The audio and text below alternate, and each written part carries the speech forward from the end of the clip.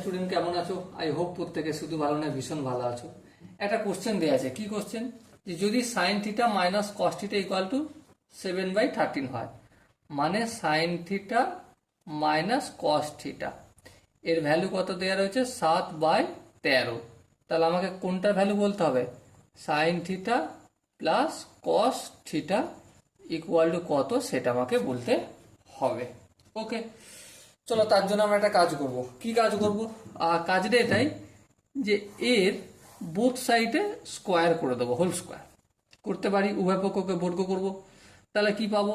Sine theta minus cos theta তার whole square equal to 7/13 তার whole square.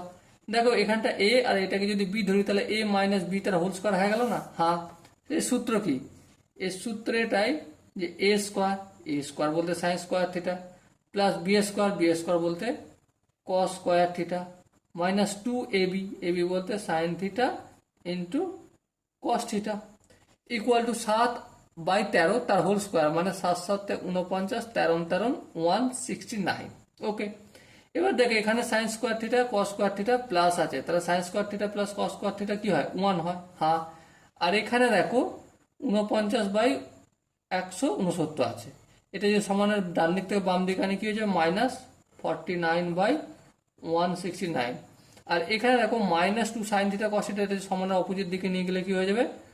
+2 sine theta into cos theta. Okay, এবার একটু বিয়োগ টিয়োগ করে নিই। 169 লসাগু হবে 169 - 49 ইকুয়াল টু যা থাকলো লিখলাম। 169 থেকে 49 যদি বিয়োগ করি কত হবে? দেখো 9 9 0 4 6 2 1 120/169 equal to 2 sine theta into cos theta. এইটা আমার কাজে লাগবে, রাখলাম। এবার দেখো আমরা কি জানি? Sine theta plus cos theta তার হোল স্কোয়ার সমান কি? এ প্লাস বি তার হোল স্কোয়ার সূত্র কি? এ স্কোয়ার বলতে sine square theta plus b square বলতে cos square theta plus 2ab 2 sine theta into cos theta. এবার দেখো sine square theta plus cos theta 1 হয়। হ্যাঁ, plus 2 cos sine theta into cos থিটার value কত? 120/169।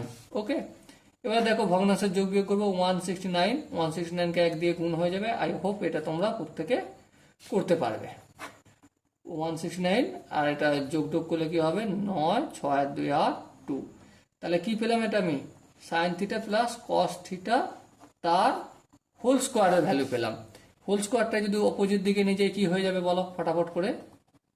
Opposite দিকে নিয়ে গেলে রুট হয়ে যাবে 289/169, তাই না? এবার রুট থেকে যদি বাইরে বের করি 17 হবে। 289 কে রুট থেকে বাইরে বের করলে 17, আর 169 কে রুট থেকে বাইরে বের করলে 13। এটাই আমাদের আনসার।